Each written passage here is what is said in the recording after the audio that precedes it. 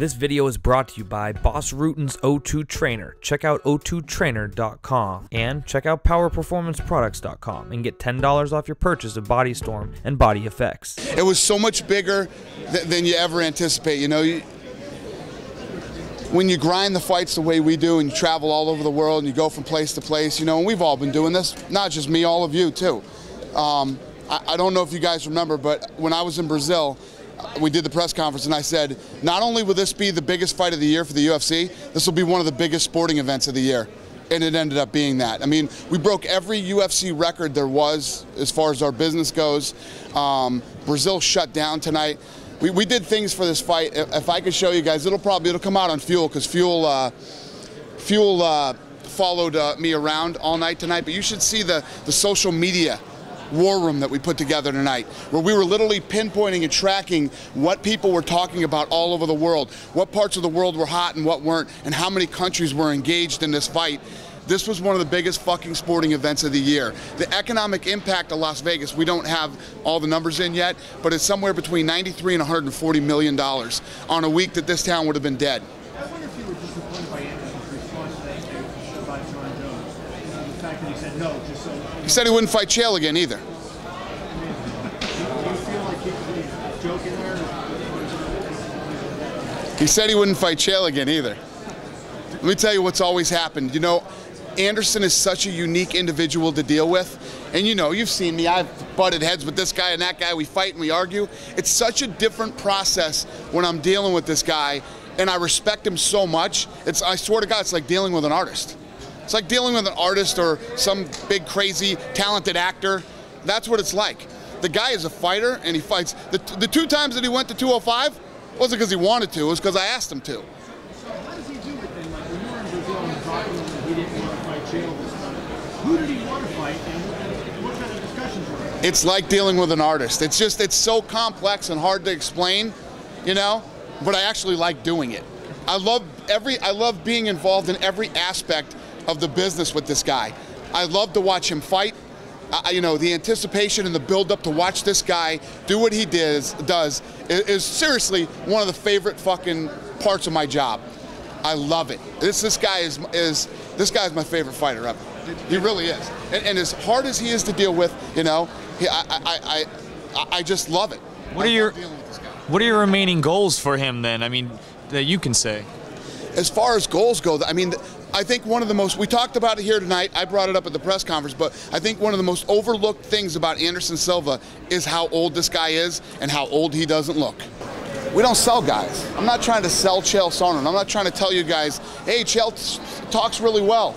He's funny. Buy his fights. Let's watch him. You know what I mean? You walked out of here tonight. You either like him or you don't like him. You either want to see him fight again or you don't. But again, make no mistake. What sold this fight was the first fight. You know what I mean? Chael said a lot of funnier shit the first time. You remember the first press conference we did? It was fucking crazy. He was saying funny shit, you know, and it's like, okay, this guy's saying a bunch of funny shit. Now let's watch him get his head kicked to another fucking planet, right? And that's not what happened. He went out there and dominated this guy who's never been dominated in the UFC for 5 full rounds, and he pulls out one of the most shocking wins ever that Anderson pulled that off. And that's what sold this fight. That's the reason that people got into this fight and were into it. It wasn't because Chael's funny and he's smart and he talks well. That doesn't hurt. It doesn't suck.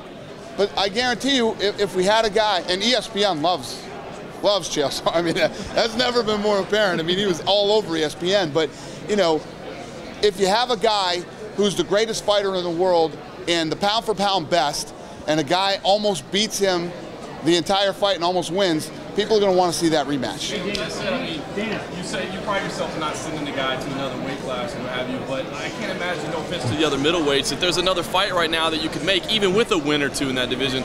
Is Anderson a special situation where you do say, man, John Jones, Dan Henderson, whatever it is, that's the biggest fight we can make right now? Let's see what happens, you know what I mean? This guy is in a situation now, going into this fight tonight, we were looking at, Chael Sonnen wins this fight, holy shit, this guy hits the fucking lottery, right? He's going to be huge, he's going to make a shitload of money, and the trilogy is probably 10 times bigger than this, if you can even fathom that, right? The other side of that thing is, he's our Mike Tyson. This guy is unstoppable, unbeatable. Now it's like, who can challenge him? Who can beat him? I don't know. Let's find out. I mean, the first time they fought, nobody thought Chael would do that, you know? But to think that a guy is going to continue, Hector Lombard just came in to the UFC. Let's see how Hector Lombard does. I don't know. We don't know that. I mean, we all shrug our shoulders. Yeah. I mean, you don't know what the fuck's going to happen when they fight next. You just never know. And that's what's so great about this sport. You know, but the big question, the only question I really had going into this fight is, when does Anderson Silva show up? And it's like, oh shit, I'm old. I said, probably not going to be Saturday night, but who knows? It was so far from being tonight. Any other guy who's on the bottom like he was, getting roughed up, getting hit with the elbows and all the other things, but it reminded me a lot of the Dan Henderson fight. When Dan Henderson took him down, except actually Chael did more damage. Henderson kept that side control position and just kept going like this to him, you know? And then Anderson didn't like that and came out and ended it in the second. And it would look very much like that fight. Whatever does happen with Anderson next, would you like to try the soccer stadium idea again, or did the frustration of this? I don't know. No. It wasn't frustrating at all. In building this business and going into new territories and doing new things, you're gonna come and have to overcome hurdles. And the soccer stadium thing didn't work that time. We're working on it. We'll eventually pull it off. And I don't know if you guys know this, but the night that we were supposed to do that fight in either Sao Paulo or Rio, it was fucking raining sideways, which has always been my big fear in doing an outdoor fight, which makes me go, God damn. It's so hard to tell what would have happened if he didn't do that, or what, you know, there's no doubt he was having a harder time taking Anderson down in that second round. Anderson was ready for the takedown and expecting it, you know. Like I said, almost looked like Chael caught him a little off guard when they first started. They both walked to the center, and then they didn't fully back up, and then they started it, you know. Who knows? Anything could happen. You never know what could. I'm not disappointed at all. I think it was a great fight. Chael came out and did what he said he was going to do in that first round, and then Anderson shut it down in the second. And you can see when Anderson gets into that, he gets into this mode, man, where he was just ripping those takedowns, and he was swinging like, this is it. This isn't going any. You're not putting me on my back and smashing my head for another 5 minutes. Do you think that grabbing the shorts was an issue at all? I think that when you're in there and the fights are happening, you know, there's guys do stuff all the time. Guys grab get your hands off the cage. Get your hands off the cage. It's all part of the fight. It's why I got to tell you, and you guys know, I'm a psycho. I always get freaked out when the referees are being picked. I'm like, fucking Mazzagatti better not be reffing this main event, man. I'll kill myself, you know. And my thing is, and again, I'll say publicly right here, I've probably talked to Herb Dean 2 times. The most I've ever said to him is, hello, how are you? Okay? I don't even know the guy at all. I think he's the best referee in the business. And when you have a huge fight like this, I'm so nervous about the ref, but Yves Levine did a great job tonight. You know, that knee was very close. He called it right. He handled all the things that went on in the octagon tonight the right way. And you got the wrong guy in there, a guy who's not focusing and not in his game. It can be a complete disaster. Your heart still beat a little bit that maybe you'd have your controversial moment if that was illegal? Yeah, but here's the thing. Here's the one thing that I do know. If that was an illegal knee and Chael got hit with it, Chael would have got his ass right back. He wouldn't have done the whole, oh, he got fucking hit in the face, you know what I mean? Chael would have got up and Chael would have continued to fight. That's the thing, and that's, again, what you gotta love and respect about this guy. No fucking excuses. No this, no that. Did he grab your shorts? Sure did, and I grabbed his back, and I'm probably gonna grab somebody else's in the future. You know, and all the things that he said, you go into a fight, and there's a set of rules in there, and you do the best you can to, you know, to play by them, and the refs and judges and all the bullshit. Just thank God. You know I'm not a religious person, but I'm thanking him tonight that, that everything went fine. Rivalries are such a big part of sports, and Anderson really hasn't had one until now. Do you think Chael has done something to take Anderson to the next level? Rivalries? Yeah, as far as I do. I think so. I think that, you know, I mean, look at MMA Junkie over here. Who's next?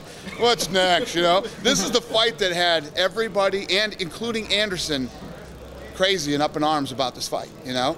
I think this fight definitely took Anderson to another level. And I think it's the first time that I know of anyway. You know, there's been some weird moments like Abu Dhabi and some shit that's happened with him. But I think this is the first time Anderson's ever felt some real pressure. You know, he's got his entire country on his back. his family, his team, all the things that this guy has said about him, calling him a fake, a phony, a fraud, a this, or that. I mean, you'd have to be a fucking cyborg not to have some pressure. This video has been brought to you by ProBoxingSupplies.com, where you can get 25% off your purchase now, and Boss Rutan's O2 Trainer. Get yours at O2Trainer.com.